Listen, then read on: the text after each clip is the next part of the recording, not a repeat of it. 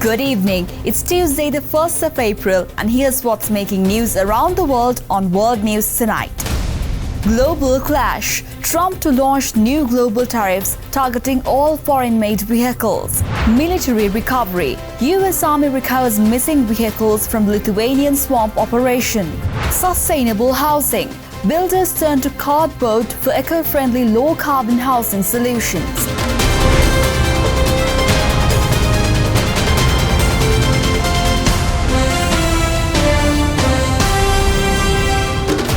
From Colombo, this is World News Tonight with Amarsha Fernando.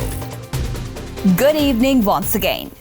Donald Trump is set to impose sweeping new tariffs on all foreign car imports starting on April 2nd, escalating global trade tensions and prompting concern from economic allies about broader impact on international commerce and consumer prices.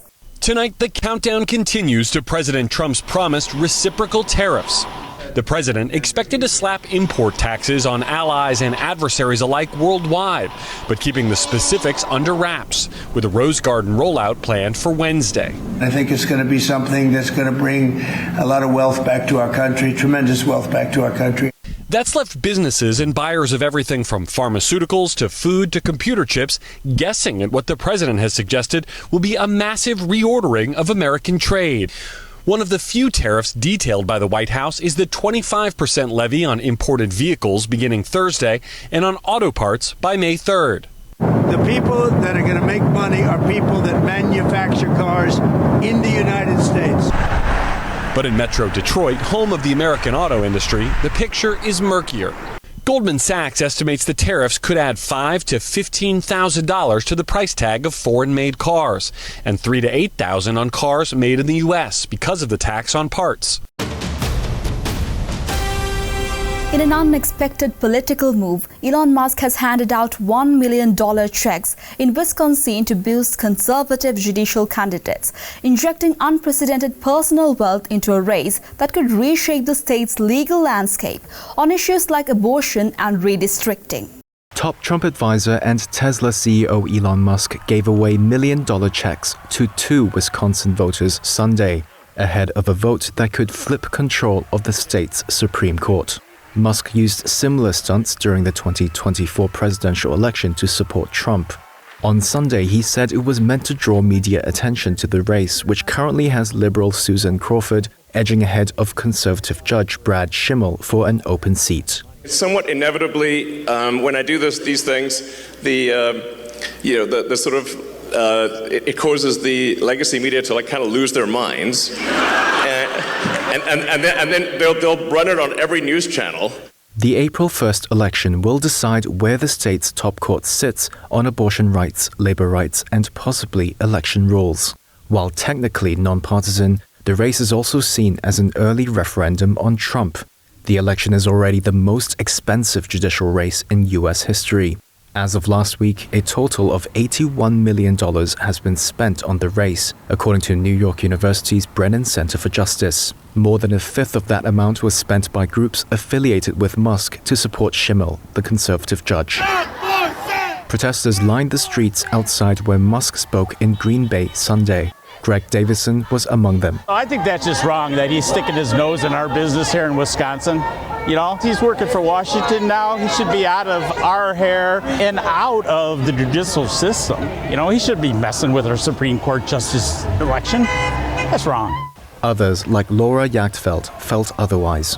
Efforts to block Elon Musk's giveaways, initiated by Wisconsin's Democrat Attorney General, were quashed by the court itself, according to the Washington Post.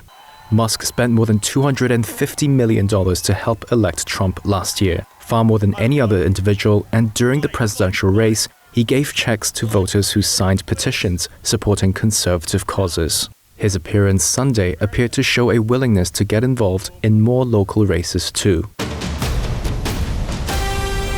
Rescue teams are racing against the time in Myanmar and Thailand, where a catastrophic 7.7 magnitude earthquake has killed more than 2,000 people, trapping thousands under rubble and triggering a desperate international aid scramble across the disaster-stricken region. Rescuers pulled a woman from the wreckage of a hotel in Myanmar days after a massive earthquake in the Southeast Asian country last week that killed at least 2,000 people. China's Xinhua news agency reported that several others were freed from collapsed buildings in Mandalay, the city in central Myanmar near the epicenter of Friday's 7.7 magnitude earthquake. This survivor in Mandalay said that after rescue workers pulled him out of the rubble of his restaurant, he had rented a bulldozer with his own money to try to find the body of one of his workers. I've been removing the debris on my own. No one has helped me. I have to manage myself to remove the rubble as my shop was a high building and the wreckage could be dangerous to the neighbors. I have to hire a bulldozer to clear the mess. In the Thai capital, Bangkok, rescuers pulled out another body from the rubble of an unfinished skyscraper that collapsed in the quake, bringing the death toll from the building collapse to 12, with dozens more still missing. Bangkok's deputy governor said rescuers were urgently trying to locate and save these people, though the chances of survival diminish after the 72-hour mark, which has passed. Let's just get our hope hanging up that actually, even though it's past already 72 hours, it doesn't mean that we identify them as dead, but we identify them as lower chance of survival. But that also means we have to speed up because they are getting more vulnerable and weaker if they're still alive. So the process would be like that. Thai industry ministry officials said initial tests showed that some steel samples collected from the site of the collapsed building were substandard. The government has launched an investigation into the cause of the collapse, and the Thai Prime Minister visited the site. The United Nations said it was rushing relief supplies to survivors, while several countries have sent rescue teams or pledged financial support. The quake devastation has piled more misery on Myanmar, already in chaos from the civil war that intensified after the elected government of Nobel Peace Prize laureate Aung San Suu Kyi was ousted by the military. China has launched a large-scale military drills encircling Taiwan, denouncing its president as a parasite, and tensions soar the region ahead of key trilateral summits involving Japan, South Korea and Chinese foreign ministers this weekend. Chinese warships, troops and planes surrounded the island of Taiwan Tuesday in a blatant show of military force. The drill focuses on exercises on sea and air combat patrols, seizing control, sea and land strikes, and blocking key areas and roads to test the combat capabilities of our troops. This is a severe warning and forceful containment against the Taiwan independent separatist forces. The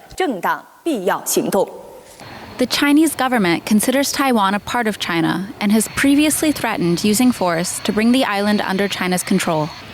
Taiwan was quick to respond with its own military and deployed land-based missile systems in response to the exercises. The government accused Beijing of saber-rattling. In China's crosshairs, Taiwanese President Lai Ching-te, who last month referred to China as an external hostile force. In this animation published by the Chinese government, Lai is pictured as a parasite infecting Taiwan. China may also be testing the waters to measure the new Trump administration's response to heightened tension in the region. These drills are the first of their kind since President Donald Trump took office. But U.S. Secretary of Defense Pete Hegseth said Sunday in Japan that the U.S. would ensure credible deterrence across the Taiwan Strait. And a Pentagon memo obtained by the Washington Post indicated that deterring Chinese aggression towards Taiwan remains a top priority for Washington. Let's take a short commercial break. More world news on the other side.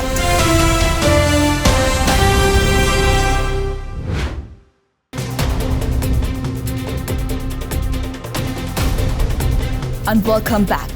The US Army has recovered a missing military vehicle and its crew from a swamp in Lithuania, concluding a days-long search mission that sparked questions about NATO readiness and raised concerns over operational safety in Eastern Europe. 3 of the 4 U.S. Army soldiers who went missing in Lithuania last week when their vehicle sunk in a peat bog have been found dead at the site, U.S. and Lithuanian officials said on Monday. Lithuania had said earlier on Monday that rescuers had recovered the armored vehicle of the missing soldiers in a military training area in the Baltic country. The soldiers disappeared during an exercise at the Parbradier training ground near the border with Belarus. A large search and rescue operation was launched last Tuesday. The day after, the vehicle was located at a depth of more than 16 feet. Rescuers then began the process of draining the swamp to dig the vehicle out. Battalions of U.S. soldiers have been based in the military camp since 2019, in rotations. The search for the remaining soldier is ongoing. European foreign ministers are urging Russia to accept a US-brokered ceasefire proposal in Ukraine as diplomatic momentum builds ahead of planning trilateral talks and growing international pressure to hold the prolonged and devastating conflict. In Europe, foreign ministers from 6 European countries convened in Madrid where they urged Russia to agree to an immediate unconditional ceasefire in Ukraine. The foreign ministers of Germany, France, Italy, Poland, Spain, and the United Kingdom, along with the European Union's High Representative, met in Madrid on Monday local time to address the war in Ukraine. In a joint statement, they collectively urged Russia to abandon its delaying tactics and respond to Ukraine's commitment to peace by agreeing to an unconditional full ceasefire. The statement highlighted the importance of making progress within a specific time frame, and they also considered possible new sanctions to increase pressure on Russia. The possibility of using frozen Russian sovereign assets to aid Ukraine was also discussed. The ministers said they will ensure Russia's full accountability for its war crimes. Schools across several Greek islands have been forced to close following torrential rainstorms that inundated roads and homes, with emergency service stretched thin and forecast warnings of more extreme weather conditions driven by climate change. Schools and kindergartens were shut down today across various islands of Greece after intense storms swept through the region overnight. On the island of Paros, a popular summer destination, authorities scrambled to remove stranded vehicles from submerged muddy waters. Local officials say the roads have been heavily damaged and additional machinery is urgently needed to clear the debris. Mayor of Paros described the destruction as catastrophic, noting the worst of it unfolded in just 2 hours. Meanwhile, in nearby Mykonos, hailstones blanketed grasslands with ice as civil protection authorities ordered immediate school closures across several islands. The latest bout of extreme weather is part of a troubling trend. Scientists have attributed such events to warming sea temperatures and climate change, which have made flash floods increasingly common in Greece. In 2023, the country experienced its worst rainstorm in nearly a century, claiming 17 lives and causing massive destructions in the agricultural heartland of Thessaly. As the Aegean recovers from yet another storm, questions continue to mount over preparedness, infrastructure resilience, and the long-term consequences of a warming world. French far-right leader Marine Le Pen has been officially barred from running in the 2027 presidential election after a court upheld her graft conviction, shaping the political landscape and altering dynamics of France's future leadership race.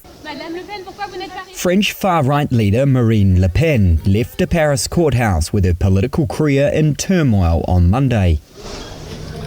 She was found guilty of embezzlement and left the building before being handed an immediate 5-year ban from public office. The sentence stops her from running in the 2027 presidential race unless she successfully appeals beforehand.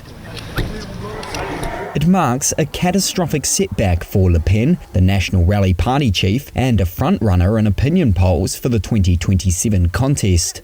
Le Pen, the RN and 24 party figures were accused of diverting more than $4 million of European Parliament funds to pay France-based staff. They had argued the money was used legitimately. Issuing the guilty verdict, the judge said Le Pen had been at the heart of the scheme. The defendants were not accused of pocketing the money, but rather using the funds to benefit their party. The judge said investigations in the case showed not administrative errors, but embezzlement within a system framework put in place to reduce the party's costs. The judge also gave Le Pen a 4-year prison sentence, of which 2 years are a suspended sentence and 2 which will be served under home detention, and a $100,000 fine. She is almost certain to appeal, and neither of those penalties would be applied until her appeals are exhausted. Her removal from the race is likely to intensify a debate in France over how judges police politics.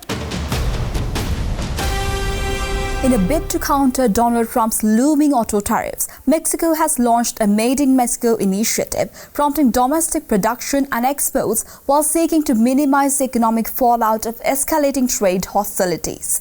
Signs that read Made in Mexico are popping up at stores and supermarkets like this one in Mexico City as part of a Mexican government campaign to boost national industry. It comes as U.S. President Donald Trump's tariff threats hang over Mexico, a top trading partner, with the potential to severely strain its economy. Shopper Antonio Andrade told Reuters he supported the plan to highlight local products. At this street market, Elena Lopez also said she's trying to buy more homegrown goods. Obviously, with everything going on with the United States, the new tariffs, we are trying to consume more of what we have in the country. The campaign was launched in February by Mexico's economy minister, who said buying Mexican-made goods will help provide jobs in the country. Barbara Botello, also with the economy ministry, is the head of the campaign. With Made in Mexico, we want our companies and products to have the recognition because they have a certain quality. They create jobs. They create a production chain that provides Mexico the opportunity to have a strong economy in the midst of any attack that may come from abroad. A similar Buy Canadian movement has taken shape in Canada, another top U.S. trading partner. That has sent ripples of concern through the executive offices of U.S.-based consumer companies that banked on selling their products on Canadian retail shelves.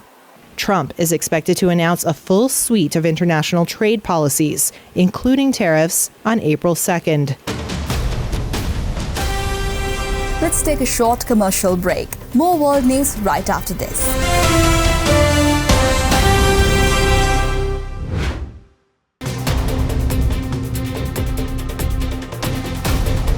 And welcome back.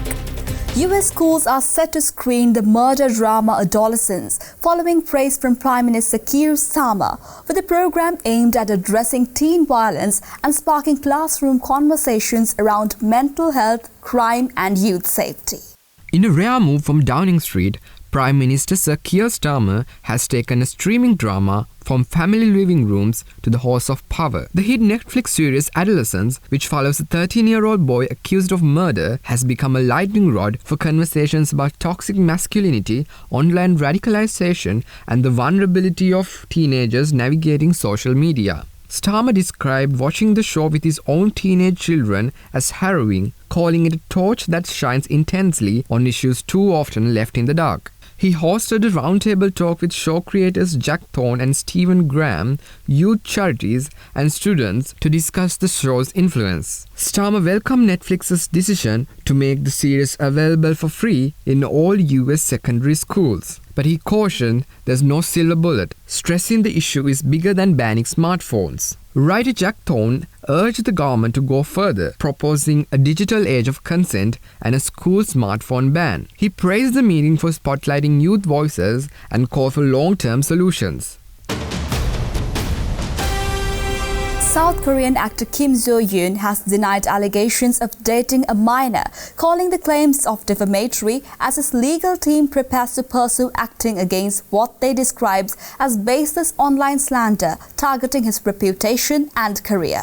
South Korean actor Kim So-hyun denied allegations that he dated the actress Kim Se-ran when she was underage. Kim Se-ran was found dead in February in a suspected suicide. She was 24. At a news conference on Monday, Kim So-hyun broke down in tears. 제가 잘못한 일은 얼마든지 인정하겠습니다. I'm willing to admit to any wrongdoing on my part. If there's something I need to take responsibility for, then of course I will. But I can't admit to something I didn't do. 하지 않은 일을 했다고 할 수는 없습니다. The 37-year-old said he dated Kim Se-ran 5 years ago for about a year, but not when she was underage. He also denied that her suspected decision to take her own life was because of him turning a blind eye or pressure from his agency. He said a YouTube expose released earlier this month cited testimonies and evidence that were false, including screenshots of messages that could not be from the actress. Amid the controversy, brands including Prada have cut ties with the actor. Lawyers representing Kim Soo-hyun and his agency said on Monday that they had sued people involved in the YouTube expose for a total of 12 billion won, or $8.15 million in damages. They reported them to the authorities for defamation and violation of the Information Protection Act. Architects and engineers are turning to cardboard as a low-cost recyclable alternative to traditional construction materials, launching new eco-friendly housing projects that prioritize sustainability while addressing growing global demand for climate-conscious living solutions. A construction site like any other? Well, not quite. This house is being built entirely out of cardboard, or at least special blocks of it that are as strong as ordinary brick.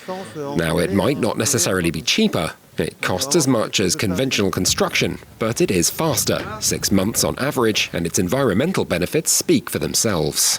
In fact, cardboard builds can reduce your carbon emissions by 70%, and 15-centimetre thick blocks like these, later wrapped in plastic to protect from the elements, are even more efficient than traditional fiberglass matting. All of these cells trap the air inside. Since air is the best insulator, we'll have something that's going to be very effective in terms of insulation for construction. This couple had the world's first cardboard home on an island off the coast of Brittany. Given the area's often awful winter weather, it was a good test. We only had a 2-week window in the weather to build the house. The week before, we had a storm, and the week after we finished, we had 26 storms in a row until the end of February. The wind was blowing right in, but nothing moved. 10 years on, the house is still standing proud. Around 100 exist to date, and this builder's calendar is full at least until 2026. Well, that's a wrap from all of us here at World News Tonight. I'm Marsha Fernando, and we are leaving you with the seeds of tulips in full bloom, drawing throngs of tourists to a garden in India. Thank you for watching and have a great night.